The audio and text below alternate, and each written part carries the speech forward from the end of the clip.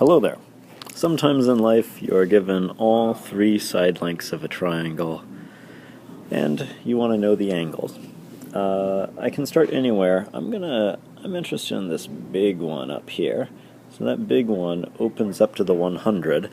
And the way that I go about doing this is I set up the law of cosines for that 100 opening up to. We'll call this, I don't know, call it A. It's the first one I want.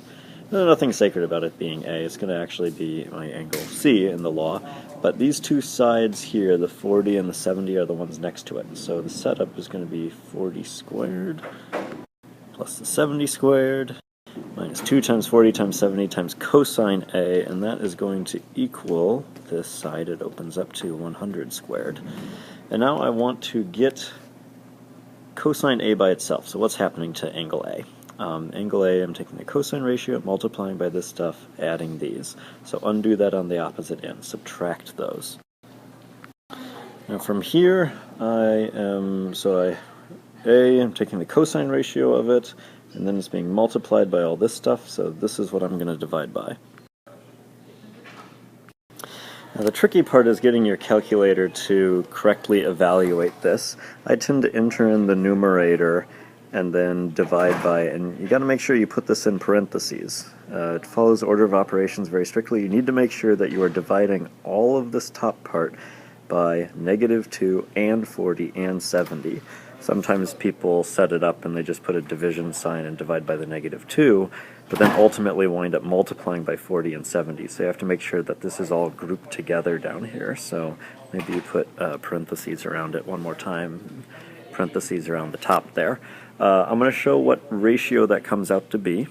If you like evaluating both numerator and denominator, you can do that along the way. Normally I jump to this next step here. So the ratio of that is, this one's kind of a nice one. So the cosine ratio of A is this negative 0.625, and I want to go from, and it's okay for it to be a negative, just means that that angle is going to be bigger than 90 degrees, looks like it is. And I want to go from the cosine ratio back to the angle, so I need to take inverse cosine. Type that in, make sure you're set to degrees, made that mistake last time.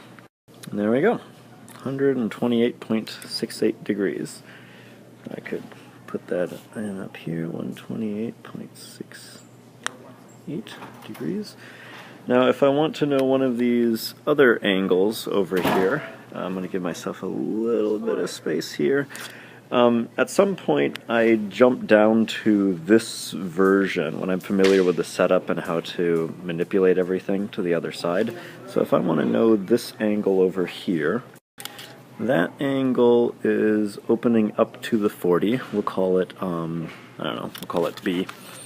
So that tells me that the cosine of B, I'm going to set up the quotient. I do it with the version with the negative. I know there's one with the positive.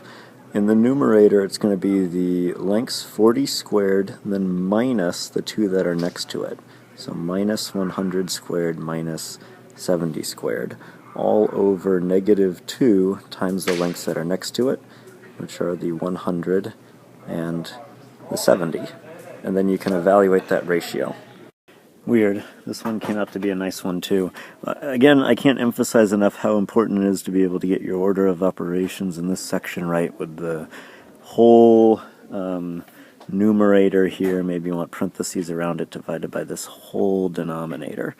So you wind up getting 0.95, and then you just take the inverse cosine of that. And there you got angle B.